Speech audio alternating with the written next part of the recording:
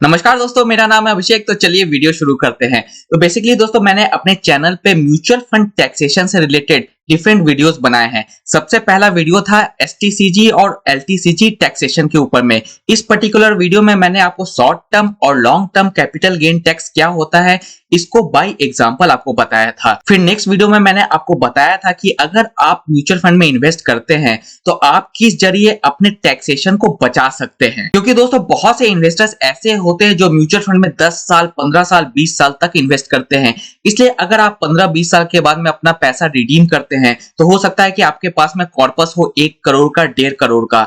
इसलिए उस समय 1-1.5 करोड़ के ऊपर में टैक्स देना बहुत ही भारी पड़ सकता है। इसलिए अगर उस टैक्स सेविंग प्रोसेस को हम लोग आज की डेट से ही शुरू कर दें तो 15-20 साल के बाद में हमें कुछ भी टैक्स नहीं देना पड़ेगा। जी हाँ दोस्तों, जीरो टैक्स देना पड़ेगा। अगर आपको म्यूचुअल फंड टैक्सेशन से बचना है तो इस पर्टिकुलर वीडियो को जरूर देखिएगा, लिंक मैंने डिस्क्रिप्शन में प्रोवाइड कर दी है। और दोस्तों रिसेंट कुछ मंथ में मैंने म्यूचुअल फंड टैक्सेशन के ऊपर में आप लोगों का बहुत ही ज्यादा अटेंशन खींचने की कोशिश की है।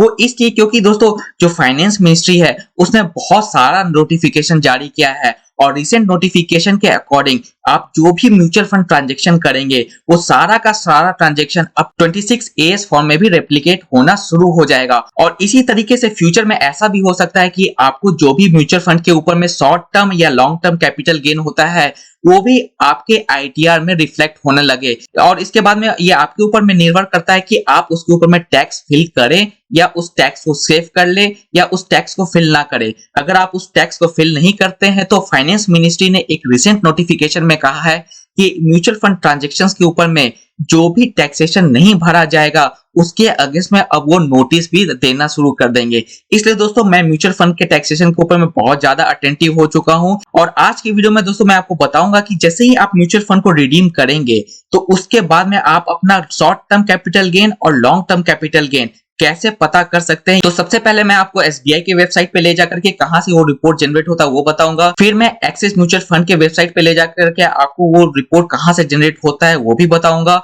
और ग्रो ऐप से भी कैसे आप उस रिपोर्ट को जनरेट कर सकते हैं ये मैं आपको बताऊंगा। और वीडियो के अंत में दोस्तों मैं आपको मोतीलाल ओसवाल के वेबसाइट पे ले जाऊंगा और वहां से बहुत ही इंपॉर्टेंट डेटा आपको दिखाऊंगा, एसआईपी का डेटा दिखाऊंगा, क्योंकि मैंने एसआईपी से भी रिडेम्पशन किया था और एसआईपी में किस तरीके से शॉर्ट टर्म और लॉन्ग टर्म कैपिटल गेन को कैलकुलेट किया गया था उसको बहुत ही अच्छे विस्तार से आपको दिखाऊंगा। इसलिए प्लीज वो मोतीलाल ओसवाल वाला डेटा को देखना ना भूलें। तो इससे अलावा भी अगर आप कोई भी ऐप यूज करते हैं, कोई भी एएमसी का वेबसाइट यूज करते हैं तो बस इसी तरीके से आप अपने रिपोर्ट्स को जनरेट कर सकते हैं। लेकिन आपको ध्यान देने की ये बात है कि ये रिपोर्ट तभी जनरेट होंगे जब आप म्यूचुअल फंड्स को रिडीम करेंगे। अगर आप म्यूचुअल फंड्स को रिडीम नहीं करेंगे तो ये अभी इनके पास में ऐसा कोई सॉफ्टवेयर नहीं आया है कि आपका शॉर्ट टर्म और लॉन्ग टर्म कैपिटल गेन आपको कैलकुलेट करके बता सके।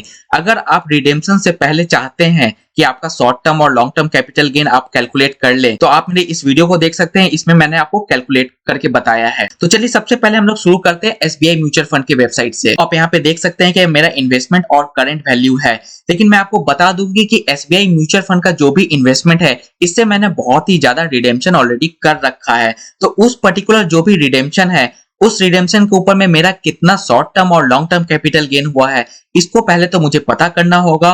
और वो पता करने के बाद में उसको मैं आईटीआर के वेबसाइट पे जा करके उसके अगेंस्ट में टैक्स फिल कर दूंगा। तो आप यहाँ पे नीचे में generate capital gain and loss statement देख सकते हैं, इसको मैंने क्लिक कर दिया है। आप यहाँ से फोलियो नंबर और डेट सेलेक्ट कर सकते हैं और जो भी पीडीएफ है उसको डाउनलोड कर लेते हैं। तो दोस्तों यहाँ पे रिपोर्ट जनरेट हो चुकी है। आप यहाँ पे देख सकते हैं रिडेम्पशन एंड स्विच आउट का एक कॉलम बना हुआ है, फिर मेरे परचेजेस का यहाँ पे कॉलम बना हुआ है, उसके ऊपर में जो भी कैपिटल गेन और लॉस हुआ है उसका कॉलम बना हुआ है और टीडीएस भी यहाँ पे कॉलम बन चुका है।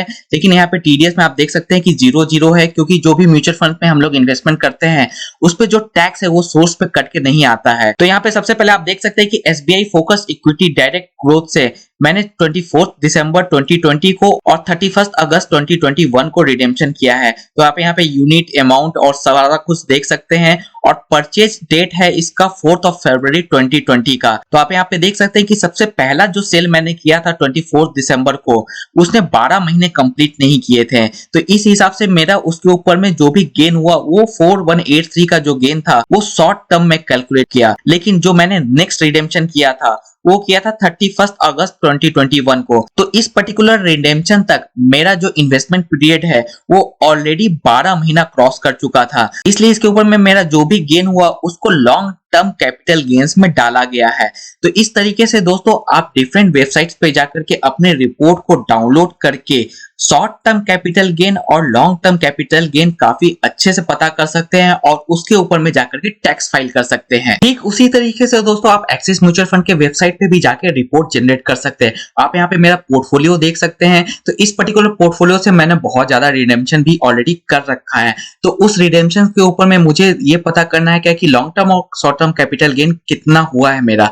तो मैं यहाँ पे जाऊंगा और यहाँ पे मैं डाउनलोड स्टेटमेंट पे क्लिक करूंगा तो आपको यहाँ पे एक कैपिटल गेन का सेक्शन ही मिल जाएगा। तो इस सेक्शन में आप अपने पोर्टफोलियो को सेलेक्ट करके अपने स्कीम को सेलेक्ट कर सकते हैं और since investment, previous year, current year, जिस ईयर का भी आपको रिपोर्ट चाहिए उस ईयर का आप रिपोर्ट डाउनलोड कर सकते हैं। और जैसा कि मैंने आपको एसबीआई के समय में बताया था उसी तरीके से आपको भी यहाँ पे एक रिपोर्ट मिल जाएगा जिसमें साफ साफ लिखा होगा कि आपको शॉर्ट टर्म कैपिटल गेन कितना हुआ है और लॉन्ग टर्म कैपिटल गेन कितना हुआ है।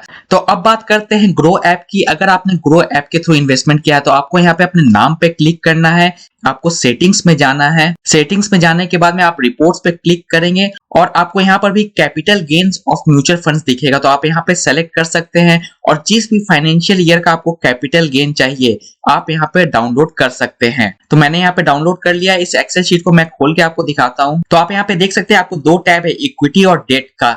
तो आप इक्विटी में अपने इक्विटी के लॉन्ग टर्म और शॉर्ट टर्म देख सकते हैं गेन्स को और डेट में डेट का देख सकते हैं। तो जैसे मैंने कुछ दिन पहले कुछ एक्सपेरिमेंट के थ्रू मैंने क्वांट एक्टिव फंड में इन्वेस्टमेंट किया था। आप यहाँ पे देख सकते हैं 27 तारीख को मैंने यहाँ पे परचेज किया था और उसके बाद में 13 तारीख को मैंने रिडीम कर लिया था। तो उसके ऊपर में जो भी मेरा शॉर्ट टर्म कैपिटल गेन है वो 137 रुपीज का बन के आया है। उसी तरीके से डेट में भी मैंने कुछ एक्सपेरिमेंट किए थे और उस एक्सपेरिमेंट के लिए मैंने axis short term debt fund में कुछ इन्वेस्टमेंट किया था। आप यहाँ पे देख सकते हैं 19 तारीख को इन्वेस्टमेंट किया था और फिर से मैंने 27 तारीख को भी रिडीम ही कर लिया 10 दिन में जैसे ही एक्सपेरिमेंट खत्म हो गया। तो इसके ऊपर में मुझे short term capital gain approx 12 रुपए का हुआ था। तो इस सारे गेन्स को मैं जाकर के आईटीआर में फाइल कर दूंगा। तो दोस्तों ये तो हो गए सारे लमसम की बात, लेकिन जैसा कि मैंने आपको शुरू के ही वीडियो में बताया था कि मैं मोतीलाल ओसवाल से बहुत ही इंटरेस्टिंग एक डेटा दिखाऊंगा। तो ये डेटा है एसआईपी के लिए। तो एसआईपी में बहुत से इन्वेस्टर का डाउट होता है कि लॉन्ग टर्म और शॉर्ट टर्म कैपिटल गेन कैसे कैलकुलेट करेंगे। तो इस रिपोर्ट के जरिए मैं आपको ये बताने की कोशिश करूंगा कि कैसे एसआईपी में लॉन्ग टर्म और शॉर्ट टर्म कैपिटल गेन को कैलकुलेट करते हैं। तो चलिए सबसे पहले मैं इस रिपोर्ट को डाउनलोड कर लेता हूं। लेकिन दोस्तों मैं आपको एक बात और बता दूं कि जो मैंने ये वीडियो बनाया था इस वीडियो में भी मैंने आपको ये बात बताई थी कि जो भी आप एसआईपी करते हैं तो हर महीने का जो आप इन्वेस्टमेंट करते हैं उसको एज अ फ्रेश इन्वेस्टमेंट माना जाता है। इसलिए मान लेते हैं कि अगर आप 10 साल तक अपना एसआईपी चलाते हैं तो पहले के 9 साल का जो इन्वेस्टमेंट है उसके ऊपर में long term capital gain tax लगेगा और अंतिम का जो 12 महीने का इन्वेस्टमेंट है उसके ऊपर में short term capital gain tax लगेगा। और आप इस रिपोर्ट से भी मैं आपको ये चीज दिखाऊंगा। मैं यहाँ रिपोर्ट सेक्शन में capital gain and loss statement को डाउनलोड कर लेता हूँ। तो दोस्तों यहाँ पे रिपोर्ट ओपन हो चुका है। तो आप यहाँ पे देख सकते हैं कि मेरा पहला इन्वेस्टमेंट एसआईपी के थ्रू 22 जनवरी 2018 को हुआ था और वापिस से मैंने ये पूरा एसआईपी को 10 नवंबर 2020 को रिडीम कर लिया था। तो अप्रॉक्स मैंने 3 साल तक मोतीलाल ओसवाल फ्लेक्सी कैप में इन्वेस्टमेंट किया था। तो इस 3 साल में दोस्तों पहला 2 साल जो भी इन्वेस्टमेंट था उसके ऊपर में मुझे लॉन्ग टर्म कैपिटल गेन वो कैलकुलेट होगा और लास्ट का जो 12 महीने का जो भी इन्वेस्टमेंट था उसको शॉर्ट टर्म कैपिटल गेन के तहत कैलकुलेट किया जाएगा। तो जैसा कि आप यहाँ पे देख सकते हैं कि मैंने 10 नवंबर 2020 को रिडीम किया था। तो 10 नवंबर 2020 से पिछले 12 महीने का जो भी इन्वेस्टमेंट होगा यानी कि 21 नवंबर 2019 के बाद तो ये जो भी इन्वेस्टमेंट होगा और इसके ऊपर में जो भी प्रॉफिट होगा वो शॉर्ट टर्म के अंदर में कैलकुलेट होगा।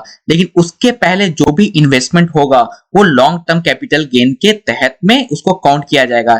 इसलिए आप यहाँ पे नीचे में देख सकते हैं कि शॉर्ट टर्म में मुझे 3143 रुपीज का गेन दिखा रहा है और लॉन्ग टर्म विदाउट इंडेक्स में मुझे 3231 रुपीज का गेन दिखा रहा है। तो एक ही एसआईपी के अंदर में आप यहाँ पे देख सकते हैं कि किस तरीके से पिछले 12 महीने के ऊपर में मुझे शॉर्ट टर्म कैपिटल गेन में सारे गेन्स को रखा गया है और उसके ऊपर का जो भी इन्वेस्टमेंट था उसके जो भी प्रॉफिट हुआ है उसको लॉन्ग टर्म कैपिटल गेन में रखा गया है। तो आशा करता हूं दोस्तों आज का वीडियो आपको पसंद आया होगा। इसी तरीके के एजुकेशनल और इंफॉर्मेशनल वीडियोस के लिए हमारी टीम के साथ में जुड़े रहें। तब तक के लिए दोस्तों खुश रहें, स्वस्थ रहें एंड कीप इन्वेस्टिंग। जय हिंद।